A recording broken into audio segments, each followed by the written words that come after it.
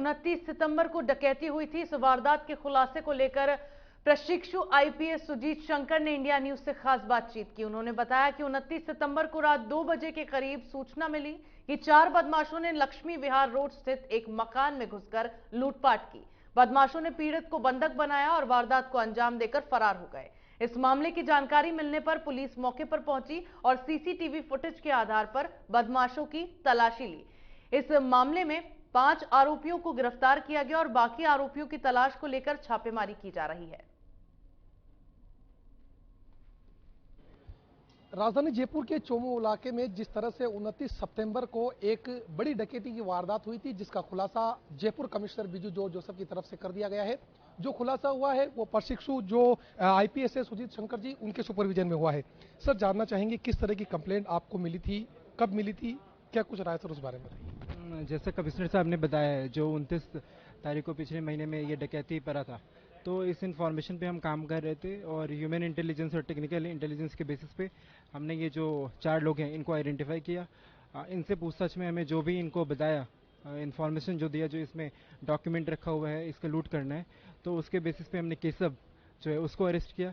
तो अब हमारे पास 4 लोग जो बापर्दा रखा गया है, जिसका फर्दर इन्वेस्टिगेशन में किया जाएगा। और एक जो केसब जो चोमू का रहने वाला है, उसको हमने अरेस्ट किया है। इनके साथ हमें 1 केजी सोना बरामद हुआ है और भी जो डॉक्यूमेंट है या ज्वेलरी है उसका हम बरामदगी का प्रयास कर रहे हैं और हम उसमें जो भी उचित इन्वेस्टिगेशन है वो हो रहा है। सर, जानना चाहेंगे, जिस तरह से आपने बताया करोड़ों रुपए की लूट हुई थी और उसके अलावा अगर बात की जाए सोना बरामद हुआ है, किसका ये सोना था? करोड़ों रुपए आम आदमी के घर में तो आ नहीं सकते, जाहिर सी बात है। सर, किस तरह से मतलब करोड़ों रुपए की लूट, डॉक्यूमेंट, मकान की प्रॉपर्टी, क्या है सर इसके पीछे की वजह?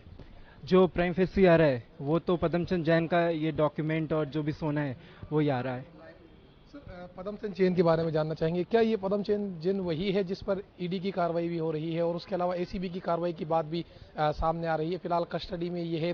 सर, उनके बेटों का जो परिचित है, उनके घरों के अंदर से ये सोने की बात सामने आई है। क्या इसके अंदर और भी आरोपी फरार हैं फिलहाल अब तक की वारदात में? हाँ, इसमें आरोपी फरार है जिसका इन्वेस्टिगेशन हम कर रहे हैं।